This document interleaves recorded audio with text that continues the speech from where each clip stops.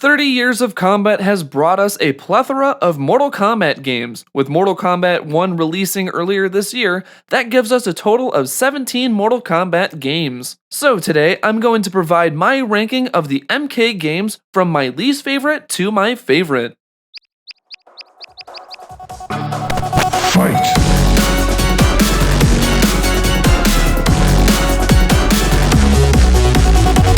Happy winter holidays and season's greetings, Whack Pack. Nick here, and welcome to, or welcome back to the channel. Mortal Kombat is probably my favorite video game series of all time. I've been a fan since my parents gave me their old PS1 with MK3 on it, and since then, I fell in love with the series. With every game, there is an appeal or something to make it stand out from all eras and timelines. Whether it's the arcade era, 3D era, or the rebooted timeline, or the spin-offs, each have something special and entertaining. Today, I'm going to be ranking all of the definitive versions of these games. I'll be looking at the whole package: gameplay, mechanics, extra modes, story, innovations, roster, and fatalities. Also, I won't be including the handheld versions, MK Advance, count yourself lucky, or the mobile versions, though I'd love to cover those down the line in a separate video. I'll be sure to say something positive about each title, as well as explaining my reasoning. Also, our lists are not going to be the same. This is just my opinion and my opinion alone.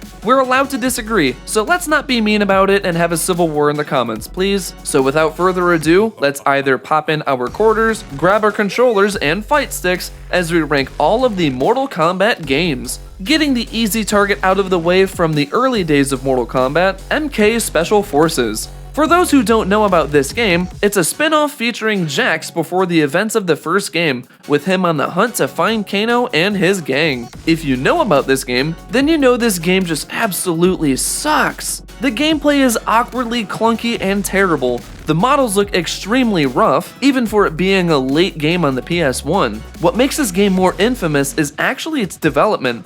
During the development of this game, a majority of Midway Games left the project, including John Tobias. Due to his departure, along with the team, they were rushed to meet a deadline and a lot of the story elements were cut. Looking at what we could have got, this looks like a lot of fun and could have been placed higher if this vision made it to release. This had such wasted potential. It's one title that Ed Boon did not work on, and he stated he could write a book about these issues about its development. The only positive I can say about this game is the opening cutscene. It's super cheesy and fun, reminding me of James Bond and Cowboy Bebop. Overall, this has been regarded as one of the worst games to grace the PlayStation back in 2000. And on a more positive note, they did not give up on spin-offs, as we would get one 5 years later.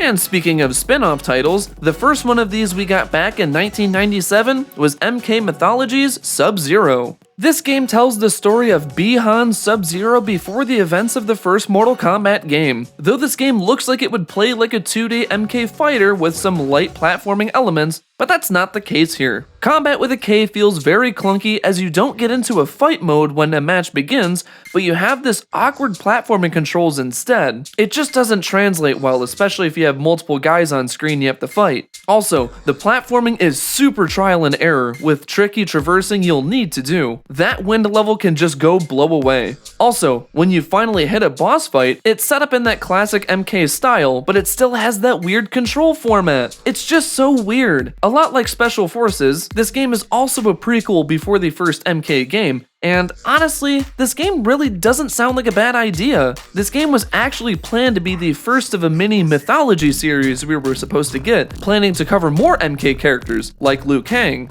Unfortunately, this game's reputation killed any hope of any other spin-offs for quite some time. Though its redeeming factor may be it focuses on my favorite character in the series, along with some very cheesy live-action acting, but that's not enough to save this game from being pretty bad. Moving on from spin-off titles to mainline entries with the first venture into the third dimension, Mortal Kombat 4/Gold. Of all the mainline titles in the franchise, this one is probably the most dated one. Now sure, you can say that digitized graphics are outdated, but there's a special element that makes it just classic, something that makes you want to return along with the solid gameplay. Early 3D models with janky physics and animations, terrible fatalities, and poorly rendered CG endings are just outdated, something I do not want to return to. Speaking of, the fatalities in this game are probably the worst in the entire series. which is a bold claim to say when MK vs. DC exists. They're poor remakes of classic finishers, but lack that charm to make them memorable. And if they are memorable, it's for the wrong reason. The roster is okay, some of which would get flushed out better in the NRS era, if you ask me. Overall, it's one of the more forgettable MK games in the entire series,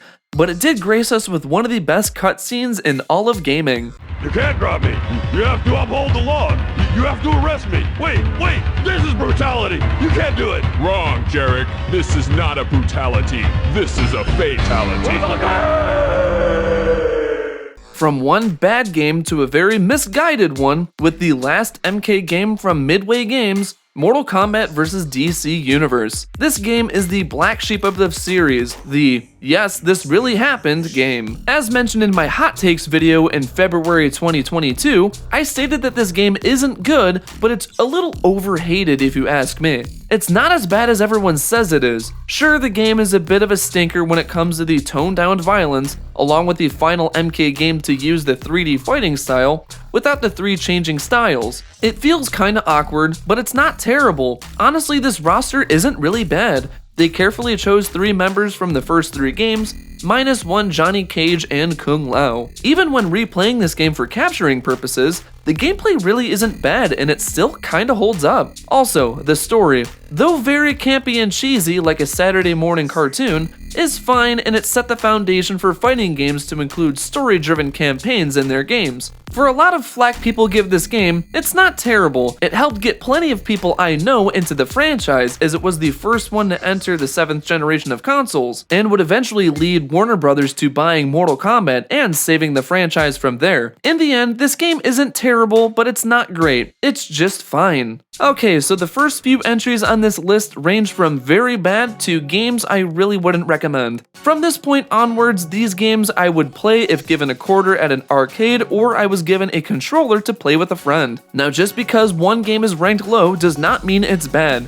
Please remember that. Many of these could tie for placements, that's just how rankings work at the end of the day. So with that, let's keep moving forward onto number 13. Moving ahead from the last Midway MK game to the first Midway MK game, and that first game in the series is Mortal Kombat 1992. Man, not calling this game MK1 anymore just feels so weird and wrong. This is the title that started it all and is infamous for inspiring the creation of the ESRB. Each character has their own charm and retains an element that has been maintained for 30 years. The roster, though small, does enough to stand out and feel different from each other. On top of it all, the fatalities are still super iconic to this day, being referenced in almost every title following this one. Now, when it does come to the negatives, this game hasn't aged the best. Though it innovated a ton when it comes to gameplay, it still feels pretty clunky and stiff, but still a great first attempt from the team. Of the arcade trilogy, this is definitely the weakest of the 3,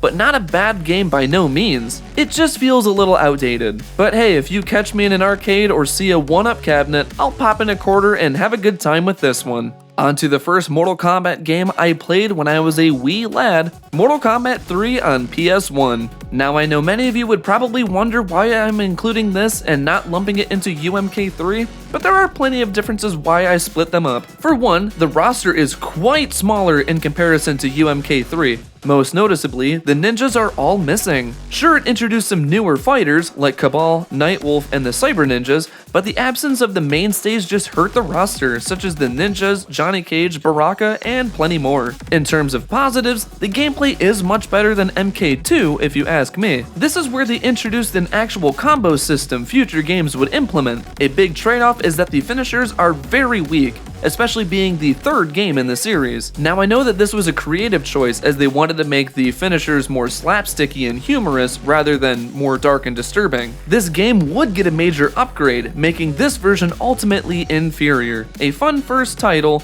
but one I rarely revisit.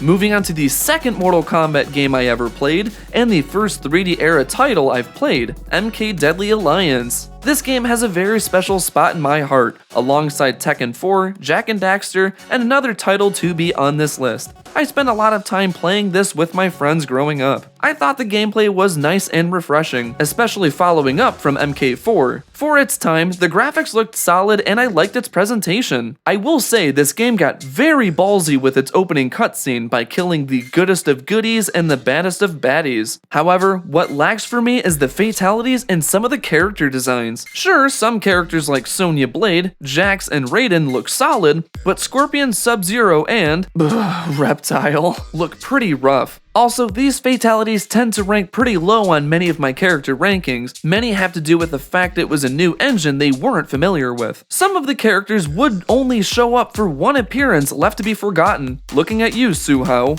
However, it was nice to see some of these characters get a much needed makeover in the NRS era, like Li Mei. Though not a favorite of the PS2 MK games, this does feel like they were testing the new tech and would heavily improve for the follow-up. For now, this game is pretty good, which stands at 11. Entering the top 10 with the game that was intended to be the final entry in the series, Mortal Kombat Armageddon. For me, this game has a lot going for it, but a lot going against it. First off, the positives. For one, this game pulled a Super Smash Bros. Ultimate and included every character you love, hate, and love to hate. A roster full of 62 playable fighters. A real fun treat to play as anyone in the series. On top of it, it also included a fun little story mode to explain the story of Armageddon. Okay, now time for the stuff I really don't like a whole ton. The roster, though a nice detail, I really don't think all of them get flushed out too much. Many feel pretty similar to each other outside of the mainstay ninjas. It's a nice novelty, but it doesn't feel really special to me.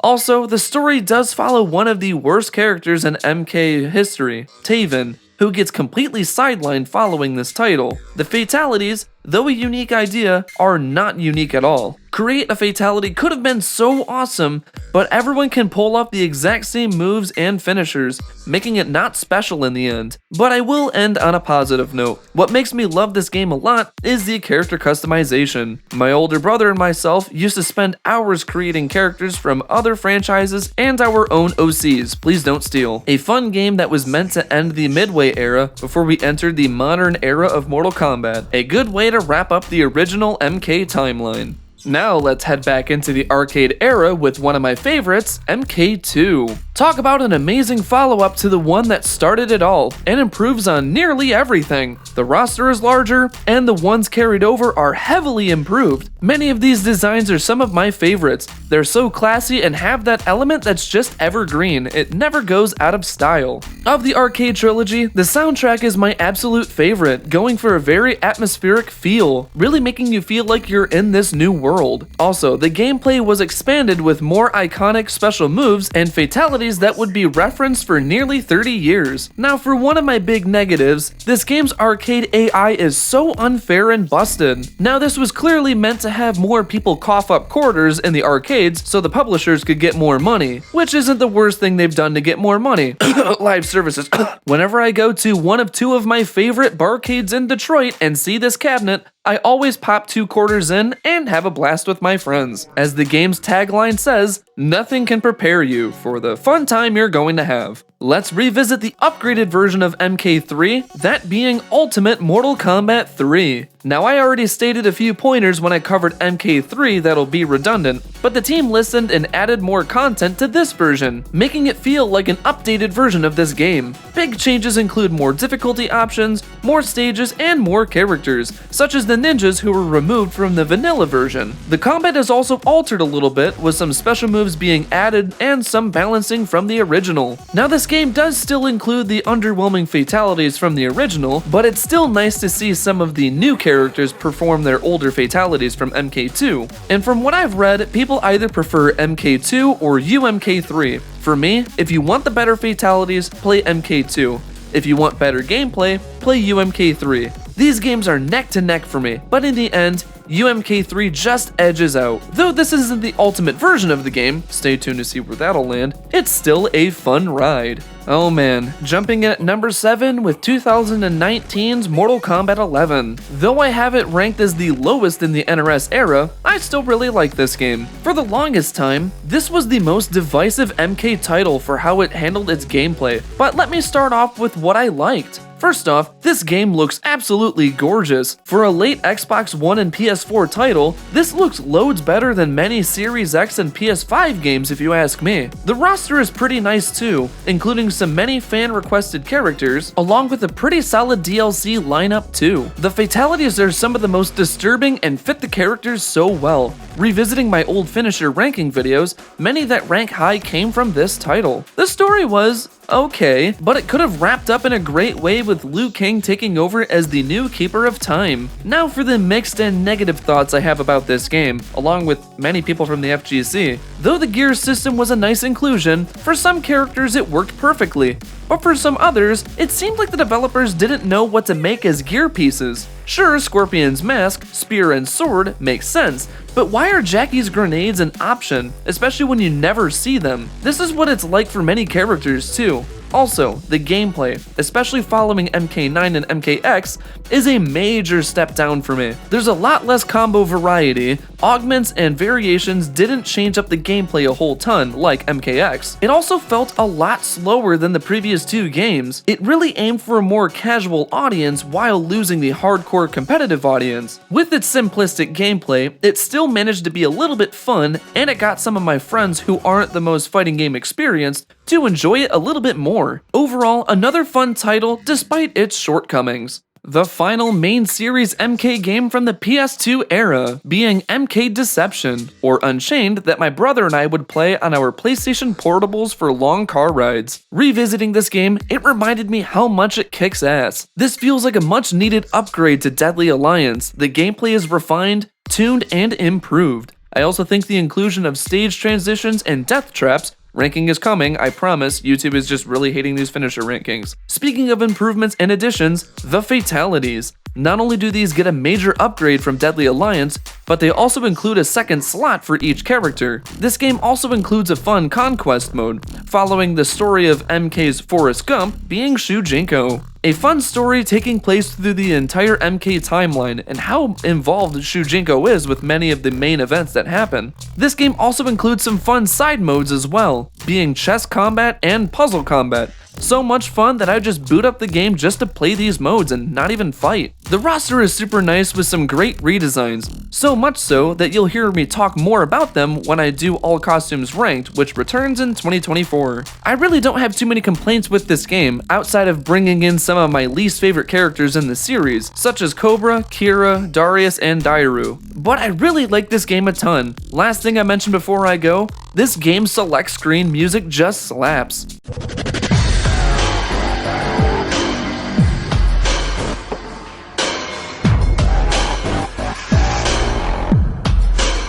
Heading into the number 5 with the final game from the arcade era and the third update of MK3, Mortal Kombat Trilogy. If you look at many of YouTubers' MK game rankings or tier lists, this game typically makes it to the top. Like what Armageddon did, it included every character at that point in time, even the bosses as playable characters, and some extra characters like Rain and the MK2 version of Kung Lao and Jax, and MK Classic Kano. The gameplay really shines the best here, being fully tuned. Also, the nice addition of the Aggressor mode, which grants the character faster movement and greater attack damage for a short period of time. It's cute this game includes stages from each of the classic games, and the ability to play as even the boss characters.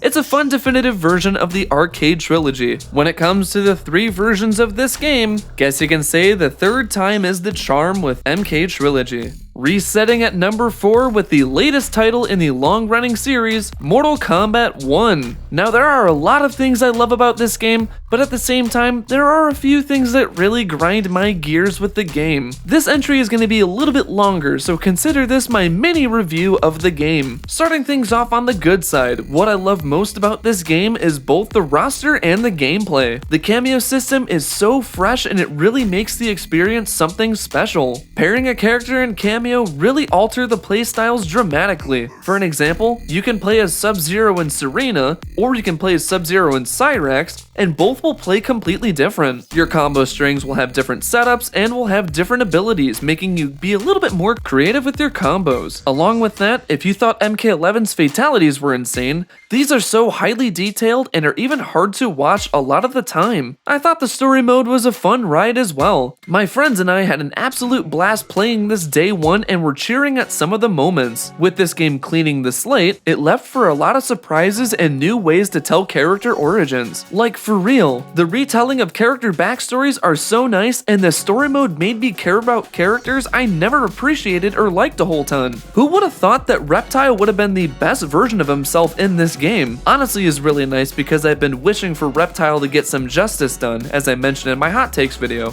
While I am praising it, this game also disappoints in a few other aspects, ranging from the content and monetization practices. Customization is back, it's cool and all, but not as in-depth as it was in MK11. Some gear pieces make sense, like Scorpion and Sub-Zero's masks, but some of them are a little weird, like Kenshi's sword. Like, you don't really get to see it a whole ton, so what's the point of that? Also, a big downgrade is the number of gear pieces you have. It goes from 3 to 1. However, the big changes come from changing the costumes from pieces to pieces, so I kind of understand that there. Invasions mode, though a fun idea to unlock seasonal content, it does get really repetitive and tedious. Really just makes me wish the crypt came back in some way. Along with that, it feels like it really needs another local or offline mode. I'm starting to notice NRS is including less and less with every game. Like, come on, where's Test Your Luck? That was so fun back in the day. Or even Challenge Tower. Lastly, the biggest complaint everyone in the community has with it is the microtransactions. I'm not the biggest supporter of this system, but as long as it's not tied into game-winning advantages. So far, they've limited this to cosmetics only,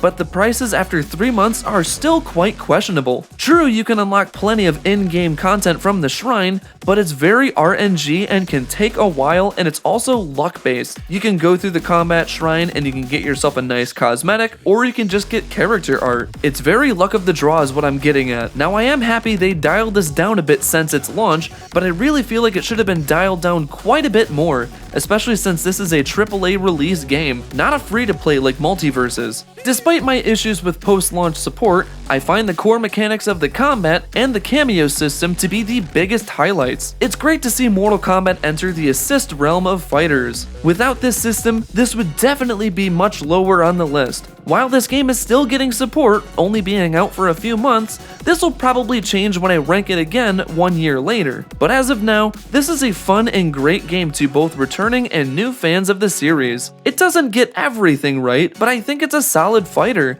Not the best fighter of the year, but still a fun time. Entering the top 3 with one of my favorite games on my Xbox One, Mortal Kombat X. The direct sequel to the franchise reboot from 2011, MKX innovates the gameplay with a unique system, the Variation System. This introduces 3 ways to play a character, and in some cases making them feel like a completely unique character. When it comes to the high-level competition, this game gets really insane. No wonder many people returned back to this game after MK11 came out.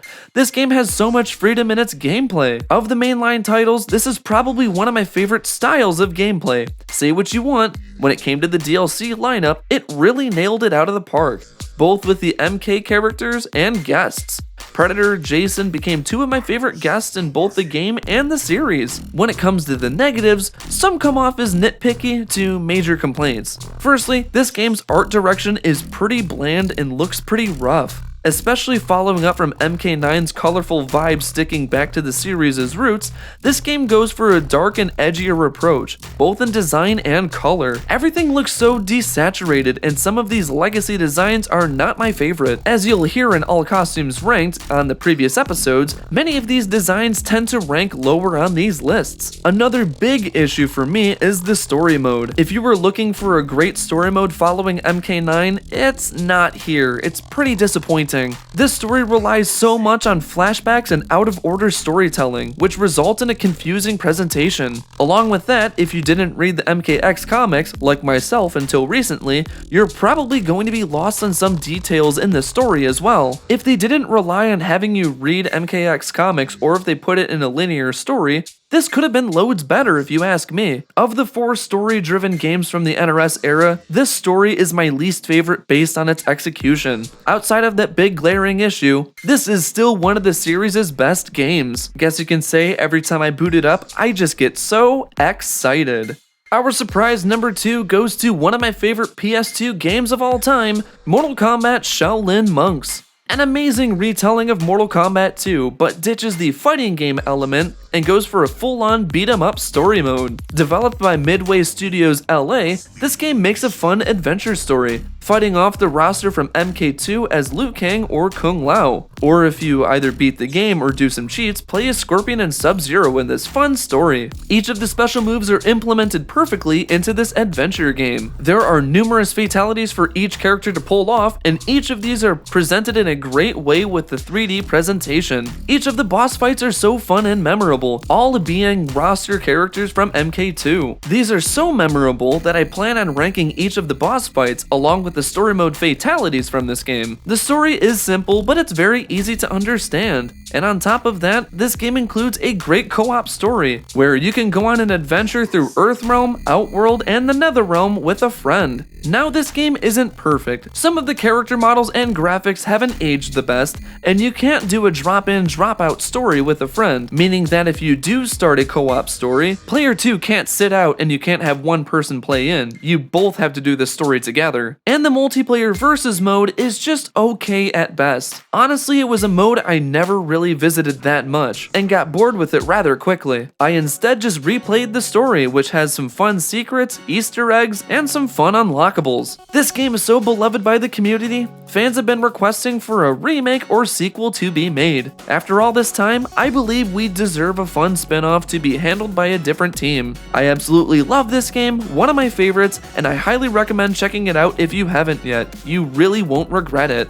Okay, obvious spot incoming, but my number 1 spot of all Mortal Kombat games goes to the 2011 reboot, Mortal Kombat 9. But how could it not? This game came out at a time when many people thought Mortal Kombat was dead. Many legacy fighting games were slowly coming back and were being revived thanks to Street Fighter 4. This game just kicks a lot of ass. Every character's gameplay has been modernized in a great way, with classic special moves and even some new ones to spice things up quite a bit. Many of these character designs are top tier, besides some character models that don't age the best. Even though I'm not a competitive fighting gamer, I love playing this game so much. There is so much creativity and freedom when you play as each of the characters. It's nuts, and you don't need cameos or variations to extend or make it more exciting. You're a one-man show in MK9. Or if you really want to, you can tag in with another friend for some fun 2-on-2 combat. It's really disappointing this mode hasn't come back since this game. Now I know it's because it's super busted and unfair and unbalanced, but come on, this would make for a fun local mode with just some friends on the couch. It was the right call to bring back the original trilogy roster as well, along with some additions like Quan Chi and Cyber Sub-Zero to mix it up. Also, the combat pack is just perfect, with the first time appearance of Scarlet, Kenshi coming from the PS2 era, Rain from MK Trilogy, and Nightmare on Elm Street's Freddy Krueger. Also, the re-adaptations of these fatalities are just perfect,